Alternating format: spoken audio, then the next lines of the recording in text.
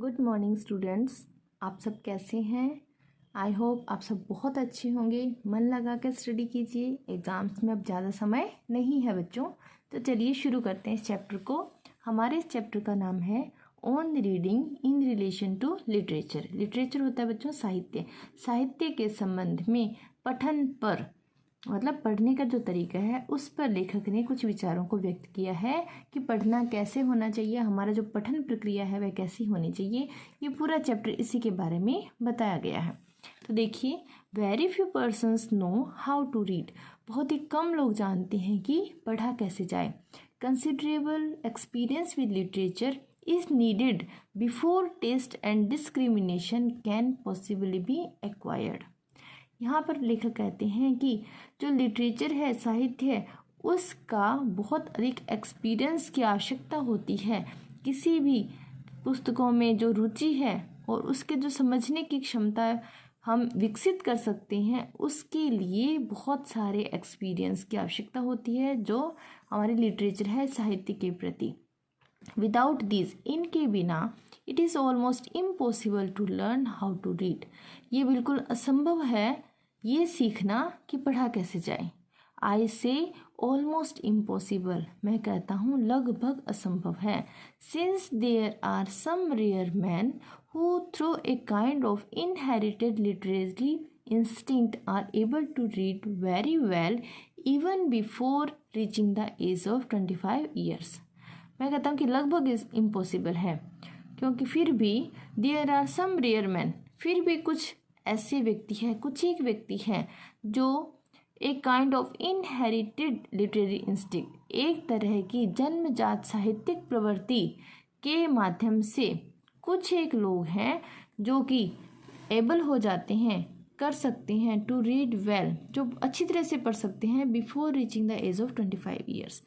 अपनी 25 साल की उम्र से पहले ही बहुत अच्छी तरह से पढ़ना सीख जाते हैं और इनके लिए उनमें जन्मजात साहित्यिक प्रवृत्तियाँ होती है, लेकिन ऐसे लोग बहुत ही कम होते हैं। But these are great exceptions, लेकिन ये तो अपवाद हैं। And I am speaking of the average, और यहाँ पर मैं जो औसत जो लोग हैं उनकी बात कर रहा हूँ। For to read the characters of the letters of a text does not mean reading in the true sense. कहते हैं कि सिर्फ कैरेक्टर्स, शब्दों को और अक्षरों को, लेटर्स को और लेटर्स के जो कैरेक्टर्स हैं उनको पढ़ना किसी भी टेक्स्ट में, इसका मतलब ये नहीं है कि वास्तविक अर्थों में पढ़ना। इसे मैं पढ़ना नहीं कहता हूँ। You will often find yourselves reading words और characters automatically, even pronouncing them quite correctly, while your mind are occupied with a totally different subject. कि आप ये पाते हैं कि आप शब्दों को पढ़ सकते हैं, कैरेक्टर्स को पढ़ सकते हैं, ऑटोमेटिकली स्वतः ही पढ़ सकते हैं, और यहाँ तक कि उन्हें प्रोनाउंस कर पाते हैं क्वाइट करेक्टली, काफ़ी हद तक सही प्रोनाउंस भी कर पाते हैं, जबकि आपका जो माइंड है वह बिल्कुल ही दूसरे तरह के विषयों में खोया हुआ है, लगा हुआ है। उसके बावजूद भी आप काफ़ी सही तरीके से उच्चारण कर सकते हैं और जो कैरेक्टर्स हैं, जो वर्ड्स हैं, उन्हें ऑटोमेटिकली पढ़ पाते हैं। ऐसा आप में पाते हैं। This mechanism of reading becomes altogether automatic at an early period of life and can be performed irrespective of attention।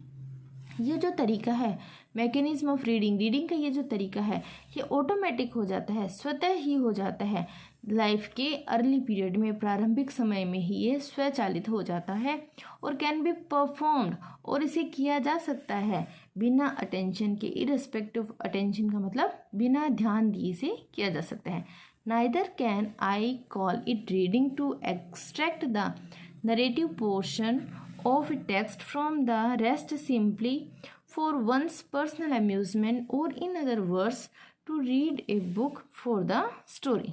और न ही मैं इसे पढ़ना कह सकता हूँ जो कि किसी टेक्स्ट में से जो कहानी का जो पोर्शन है उस अंश को निकाल लेना सिर्फ अपने खुद के अम्यूज़मेंट के लिए, पर्सनल मनोरंजन के लिए, किसी भी टेक्स्ट में से कहानी का जो नरेटिव पोर्शन है उस अंश को निकाल कर पढ़ना, या फिर दूसरे शब्दों में कहा जाए कि रीड ए बुक किसी भी किताब को पढ़ना, फॉर द स्टोरी, कहानी के लिए पढ़ना, इसे भी मैं पढ़ना नहीं कहता हूँ। Yet most of the reading, यद्यपि अधिकतर जो अध्ययन है, अधिकतर जो पठन है, that is done in the world is done in exactly the this way, जो कि संसार में अधिकतर पठन बिल्कुल इसी तरीके से होता है, लेकिन मैं इसे, लेखक इसे पठन नहीं कहते हैं। Thousands and thousands of books are brought every year, every month, I might even say every day, by people who do not read at all. कहते कि हजारों किताबें बोट एवरीडे खरीदी जाती है, हर साल, हर महीने, और मैं तो यहाँ तक कहता हूँ कि हर दिन खरीदी जाती है उन लोगों के द्वारा जो कि बिल्कुल भी पढ़ते नहीं हैं। They only think that they read, वो तो सिर्फ सोचते हैं कि वो पढ़ते हैं। They buy books just to amuse themselves, to kill time, as they call it. In 1 hour or 2, their eyes have passed over all the pages, and there is left in their mind a vague idea or two about what they have been looking at, and this they really believe is reading. वो कहते हैं कि किताबों को खरीदना just to amuse themselves, सिर्फ उनके मनोरंजन के लिए, अपने मनोरंजन के लिए किताबों को खरीदना, टू किल टाइम, समय को मारने के लिए, मतलब समय को वेस्ट करने के लिए किताबों को खरीदना, एज दे कॉल, जिसे कि वो कहते हैं कि क्या है, वो पढ़ना है, लेकिन वो पढ़ना नहीं है। इन 1 hour और 2, 1-2 घंटे में उनकी जो आइज है वह पास ओवर ऑल द पेजेस, सारे जो पेजेस है किताब के उनके ऊपर से गुजर जाती है, एंड देयर इज लेफ्ट, और पीछे रह जाता है, इन देयर माइंड, उनके माइंड में क्या रहता है, एक वेग आइडिया और 2, 1-2 अस्पष्ट से विचार बन जाते हैं, what they have been looking at, जो भी उन्होंने देखा है, जो उन्होंने पढ़ा है, उसके बारे में 1 या 2 विचार उनके मस्तिष्क में बन जाते हैं, and this they really believe is reading, जिसे वो सोचते हैं कि वो उन्होंने पठन किया है, लेकिन 1-2 घंटे में पूरी किताब में से उनकी आंखें गुजर जाती है और उनके मस्तिष्क में 1-2 अस्पष्ट से विचार बन जाते हैं, जिन्हें वो पढ़ना करते हैं, लेकिन राइटर उन्हें पठन नहीं मानते हैं। Nothing is more common than to be asked, और कुछ भी अनकॉमन नहीं है ये पूछना, have you read such book, और to hear somebody say I have read such and such a book. कहते हैं कि किसी कोई ये पूछे कि क्या तुमने ये किताब पढ़ी है, या आप किसी से सुने ये कहते हुए कि मैंने ये किताब पढ़ी है, फला किताब पढ़ी है, but the person do not speak seriously, लेकिन व्यक्ति गंभीरता से बात नहीं करते हैं। Out of 1,000 persons who say I have read this or I have read that, there is not one perhaps who is able to express any opinion worth hearing about what he has been reading। कहते हैं कि लेकिन हजारों जो लोग हैं जो कि ये कहते हैं कि मैंने ये पढ़ा है, मैंने वो पढ़ा है, लेकिन उनमें से एक भी नहीं है शायद जो कि अपने कोई ओपिनियन, कोई विचार एक्सप्रेस कर सके जो कि सुनने योग्य हो। किसके बारे में? जो उसने पढ़ा है उसके बारे में कोई विचार व्यक्त कर सके, ऐसा उन हजारों में से एक भी नहीं होता है। Many and many a time I hear student say that they have read certain books. कहते कि कई बार मैंने स्टूडेंट्स से सुना है कि उसने इन किताबों का अध्ययन किया है, कुछ किताबें पढ़ी है, but if I ask them some questions regarding to something that somebody else regarding to books, I find that they are not able to make any answer, or at best they will only repeat something that somebody else has said about what they think that they have been reading। यहाँ पे ये कहते हैं कि मैंने कई बार मैंने students ये कहते हुए सुना है कि मैंने ये कुछ किताबें पढ़ी है, लेकिन जब मैं उनसे कुछ क्वेश्चंस पूछता हूँ इन किताबों से संबंधित, तो मैं ये पाता हूँ कि वो कोई आंसर नहीं दे पाते हैं। और अधिक से अधिक क्या होगा? दे विल ओनली रिपीट, वो सिर्फ दोहराते हैं कुछ जो कि किसी ने, लेखक ने या किसी ने कहा है, उसके बारे में जो कहा है सिर्फ उन्हीं शब्दों को वो दोहरा देते हैं। जो लेखक है वो उसके बारे में क्या सोचते हैं और वो जो स्टूडेंट है वो उसी चीज़ को ज़्यादा से ज़्यादा दोहरा देते हैं। But this is not peculiar to students, लेकिन सिर्फ स्टूडेंट्स की बात नहीं है, विशेष रूप से ये स्टूडेंट्स की बात नहीं है। It is in all countries the way that the great public devours books. कहते हैं कि सिर्फ ये स्टूडेंट्स की बात नहीं है, सभी कंट्रीज में, सभी देशों में ये जो तरीका है, क्या तरीका है कि जो अधिकतर जो पब्लिक है वह करती है डेवोर्स बुक्स, किताबों को निगलती है।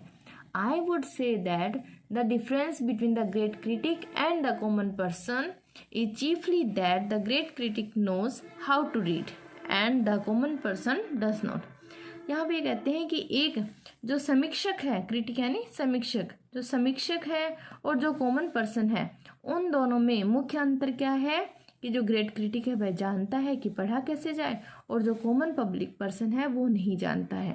No man is really able to read a book who is not able to express any original opinion regarding the contents of a book. कोई व्यक्ति वास्तव में किताब को पढ़ने योग्य नहीं है जब तक कि वह नॉट एबल टू एक्सप्रेस, जब तक कि वह विचार अभिव्यक्त न कर पाए, ओरिजिनल ओपिनियन, अपने खुद के विचार अभिव्यक्त न कर पाए उस regarding the contents of a book, किसी किताब का जो कंटेंट है, किताब की जो सामग्री है उससे संबंधित जब तक वो खुद के विचार व्यक्त नहीं कर पाए तब तक वो उस किताब को पढ़ने योग्य नहीं है। No doubt you will think that this statement of the case confuses reading with study. कोई संदेह नहीं है कि आप ये सोचेंगे कि ये जो कथन है, ये कथन आपको कंफ्यूज करता है, पठन में और स्टडी, इन दोनों के बीच में कंफ्यूजन पैदा करता है। यू माइट से, आप कह सकते हैं, व्हेन वी रीड हिस्ट्री और फिलोसफी और science then we do read very thoroughly. जब हम पढ़ते हैं इतिहास को, दर्शन शास्त्र को या विज्ञान पढ़ते हैं तो हम उसे बड़ी ही पूरे ध्यान से पढ़ते हैं। Studying all the meanings and bearing to the text, पूरे जो स्टडी करते हैं, मीनिंग्स को समझते हैं, मीनिंग्स का अध्ययन करते हैं और उस टेक्स्ट का जो तात्पर्य है उसे समझते हैं। स्लोली, धीरे धीरे, एंड थिंकिंग अबाउट इट, उसका मनन करते हुए हम उस चीज को पढ़ते हैं। This is a hard study, ये परिश्रम पूर्ण अध्ययन है। But when we read a story of a poem out of class hours we read for amusement. जब हम पढ़ते हैं किसी स्टोरी को या पोएम को पढ़ते हैं अपने क्लास आवर्स, अपने कक्षा के घंटों के बाद में, तो हम उसे सिर्फ अपने अम्यूजमेंट के लिए, मनोरंजन के लिए पढ़ते हैं। Amusement and study are two different things. मनोरंजन के लिए पढ़ना और अध्ययन करना दोनों अलग अलग चीजें हैं। I am not sure that you all think this but young man generally do think so. मैं नहीं सोचता कि सभी ऐसा सोचते हैं, लेकिन युवक तो जनरली ऐसा ही सोचते हैं। As a matter of fact every book worth reading ought to be read in preciously the same way that a scientific book is read not simply for amusement. कहते हैं कि जो फैक्ट, तथ्य तो यह है कि हर किताब पढ़ने योग्य होती है और उसे पढ़ा जाना चाहिए प्रीशियसली, बिल्कुल वैसे ही पढ़ा जाना चाहिए। द सेम वे, बिल्कुल गहनता से, उसी तरीके से पढ़ा जाना चाहिए जैसे कि साइंटिफिक बुक को पढ़ा जाता है। उन्हें सिर्फ अम्यूजमेंट के लिए नहीं पढ़ना चाहिए। Every book worth reading should have the same amount of value in that a scientific book has, through the value में बी टोटली डिफरेंट काइंड। कहते हैं कि हर एक किताब जो कि पढ़ने योग्य है उसकी उतनी ही वैल्यू होनी चाहिए जितनी कि साइंटिफिक बुक की होती है। दो द वैल्यू, यद्यपि उसकी जो वैल्यू है, वो उसकी जो कीमत है, उसके जो मूल्य है, may be totally different kind, वो बिल्कुल अलग तरीके का हो सकता है। For after all a good book of fiction और रोमांस और poetry is a scientific work. क्योंकि जो अच्छी किताब है, भले ही वो काल्पनिक कहानी की किताब हो, रोमांच की किताब हो या फिर पोइट्री हो, काव्य हो, वो एक साइंटिफिक वर्क है, एक वैज्ञानिक कार्य है। It has been composed according to the best principles of a more than one science. क्योंकि इसकी जो रचना है वह की जाती है बेहतरीन, जो सबसे अधिक अच्छे जो सिद्धांत है और उनके आधार पर उसकी रचना की जाती है। मोर देन वन साइंस, एक जो साइंस की जो बुक होती है उससे भी अधिक जो अच्छे सिद्धांत हैं उसके आधार पर उसकी रचना की जाती है, but specially according to the principles of the great science of life, बल्कि विशेष रूप से जो जीवन के जो विज्ञान है उसके सिद्धांतों के अनुसार उसकी रचना की जाती है। The knowledge of human nature, जो ह्यूमन नेचर मानवीय जो प्रकृति है उसके ज्ञान की जो विशेष जो साइंस है, जीवन का जो साइंस है उसके सिद्धांतों पर इसकी रचना होती है, फिक्शन की, रोमांस की या पोइट्री की। तो यह तो खुद अपने आप में एक साइंटिफिक वर्क होता है। तो यहाँ पोइट कहते हैं कि जो भी पढ़ने योग्य किताबें हैं उनकी स्टडी भी बिल्कुल ऐसे ही, उनकी जो रीडिंग है वह बिल्कुल ऐसे ही होनी चाहिए जैसे कि हम कोई हिस्ट्री, फिलोसफी या साइंस का जो चैप्टर है, साइंस की बुक्स की जो जैसे रीडिंग करते हैं, थोरोली करते हैं, उसके कंटेंट को समझते हैं, उसका मनन करते हैं, उसके वर्ड्स को, उनके मीनिंग्स को समझते हुए जैसे हम बुक्स को पढ़ते हैं, वैसे ही पोइट्री, फिक्शन या रोमांस की बुक को भी बिल्कुल वैसे ही पढ़ा जाना चाहिए थोरोली। और यहाँ पर जो राइटर है वो ये मानते हैं कि किसी भी किताब को जब पढ़ते हैं तो उस किताब से संबंधित खुद का जो ओपिनियन है, खुद का जो विचार है, जब तक कोई व्यक्ति, पढ़ने वाला व्यक्ति उस विचार को व्यक्त नहीं कर पाए तब तक उसके पठन को पठन नहीं समझा जाता है। तो आई होप बच्चों यहाँ तक आपको समझ में आया होगा। इनमें बड़े छोटे छोटे से क्वेश्चंस निकलते हैं, वो अभी आपसे डिस्कस करेंगे। Who is able to read very well even before reaching the age of 25 years? कौन पढ़ सकता है, बहुत अच्छे से पढ़ सकता है, जो 25 ईयर्स की एज पहुंचने से पहले ही कौन अच्छी तरह से पढ़ने के योग्य हो जाता है? There are some rare men who are born with a kind of inherited literary instinct are able to read very well before reaching the age of 25 years. देखिए, कुछ एक ऐसे दुर्लभ व्यक्ति होते हैं, सिर्फ कुछ एक व्यक्ति होते हैं जो कि एक तरह की जन्मजात साहित्यिक प्रवृत्ति के साथ पैदा होते हैं। वो 25 ईयर्स की एज पहुंचने से पहले ही अच्छी तरह से पठन योग्य हो जाते हैं। What does reading in the true sense means? वास्तविक अर्थों में रीडिंग का मतलब क्या है? The reading the books with taste and discrimination, grasping the meaning and enjoying the beauty is reading in true sense. किसी किताब को पढ़ना रुचि के साथ और उसको समझने के साथ, डिस्क्रिमिनेशन मतलब सही गलत का, उचित अनुचित का जो भेद करना है उसके साथ में, और उसके मीनिंग को ग्रास्प करते हुए, मीनिंग को समझते हुए, और उसकी जो ब्यूटी है, उसकी सुंदरता है, उसको एंजॉय करते हुए पढ़ने को ही वास्तविक सेंस में रीडिंग कहा जाता है। नेक्स्ट क्वेश्चन देखिए, how are most of the reading done in the world? इस संसार में अधिकतर जो रीडिंग है वह किस तरीके से की जाती है? Most of the reading in the world is done for personal amusement. अधिकतर जो रीडिंग है वह पर्सनल अम्यूजमेंट, खुद के मनोरंजन के लिए की जाती है। Most people read book for the story only. अधिकतर लोग किताब पढ़ते हैं सिर्फ कहानी के लिए।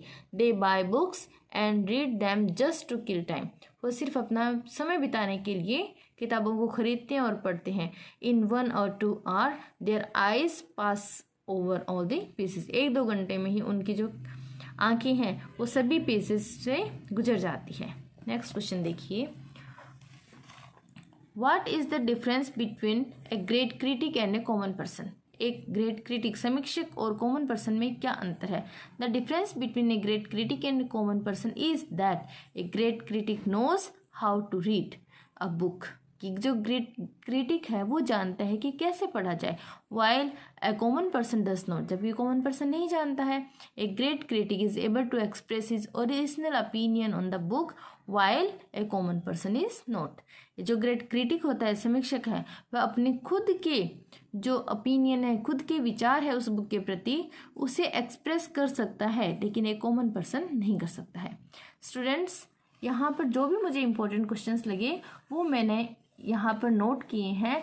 इन्हीं क्वेश्चंस को हो सकता है एज ए ऑब्जेक्टिव इनका फॉर्मेशन होकर ये क्वेश्चंस आपसे पूछे जाए। तो मैं चाहती हूँ आप इन्हें अपनी नोटबुक में नोट कीजिए और इन्हें लर्न कीजिए। ये जितना हमने जो पैसेज पढ़ा है ये उस पैसेज की एक तरह की समरी है, एक तरह की उसमें पूरे संक्षेप है और इन्हीं में से क्वेश्चंस पूछे जाते हैं, भले वो क्वेश्चन 3-4 लाइनों के हो या फिर वो ऑब्जेक्टिव में हो, आएंगे इसी में से। तो बच्चों आप अच्छे से इसकी तैयारी कीजिए, बार बार वीडियोस को देखिए, उसे लर्न करने की कोशिश कीजिए, उसे समझिए और बीच में से अगर पैसेज भी आते हैं तो आप उन पैसेज को अच्छी तरह से कर पाएंगे। आई होप आपको ये वीडियो पसंद आती है और अगर पसंद आती है तो इसे वीडियो को लाइक कीजिए, शेयर कीजिए और मुझे कमेंट करके बताइए कि आपको वीडियो को कैसा लगा। लोगों को शेयर कीजिए, उन्हें सब्सक्राइब करने के लिए बोलिए। Thank you very much.